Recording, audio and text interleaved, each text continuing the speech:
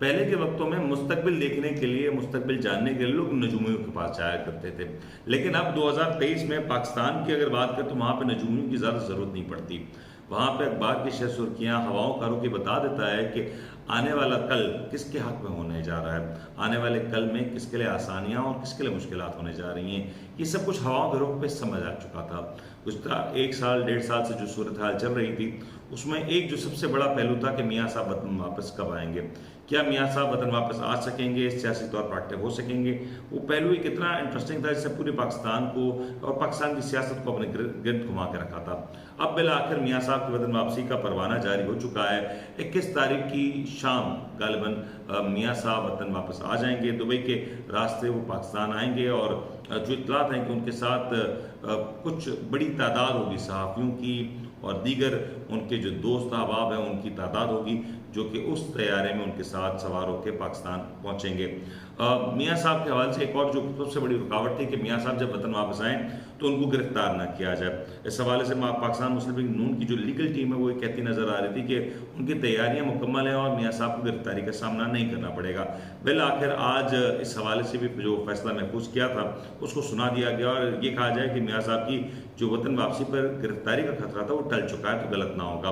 अल Aziziyah और Avenfield reference में मंगल तक जो हिफाजती ज़मानत है वो मियाँ साहब के हवाले से मंजूर कर ली है, यानी कि 24 तारीख तक ये जो सारे मामला हैं अब टलते दिखाई दे रहे हैं। 21 तारीख सैटरडे का दिन मियाँ साहब आएंगे, इस्लामाबाद एयरपोर्ट लैंड करेंगे,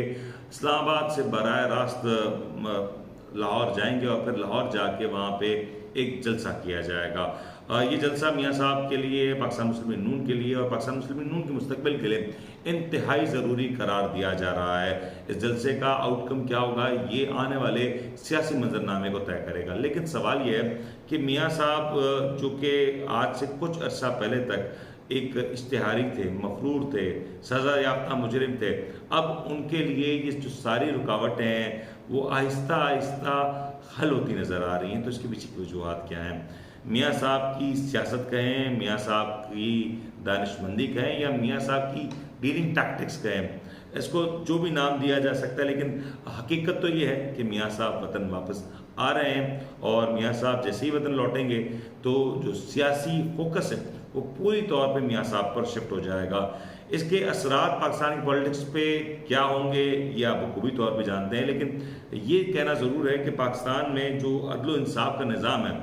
इसके ऊपर कुछ सवालात खड़े हो रहे हैं कि वही निज़ाम जो कल तक मियाँ साहब को इश्तिहारी, मफरूर और न जाने कौन कौन से अलकावात से नवाज रहा था,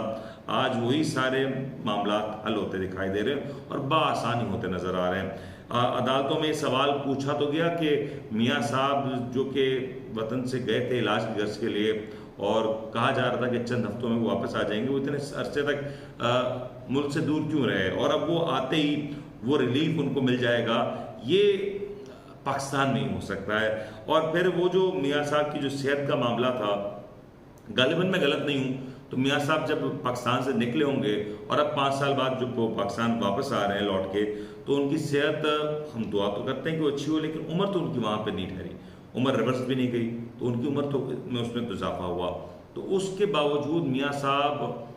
जो कि इतनी ख़राब हालत में पाकिस्तान से गए थे, वो इतने फिट हैं, चाको चौबंद हैं कि वो एक तवील सफ़र करेंगे, एक मुश्किल सफ़र करेंगे और उसके बाद इस्लामाबाद एयरपोर्ट लैंड करेंगे, फिर वहाँ से बाय रोड लाहौर जाएंगे, फिर लाहौर जाने के बाद वो एक जलसा करेंगे। गालिबन डॉक्टर्स ने इजाज़त ज़रूर दे दी होगी मियाँ साहब को इसकी, लेकिन जलसा कैसा होता है ये देखना होगा। अब ये तो क्लियर हो चुका कि मियाँ साहब की वापसी में कोई रुकावट आयल नहीं और मियाँ साहब के लिए तमाम तर जो रास्ते थे वो खोल दिए गए हैं, तमाम तर रुकावटें हटा दी गई हैं। अब ये किसी डील के नतीजे में हुआ या किसी सियासी बसीरत के नतीजे में, ये फैसला हम आप पे छोड़ते हैं।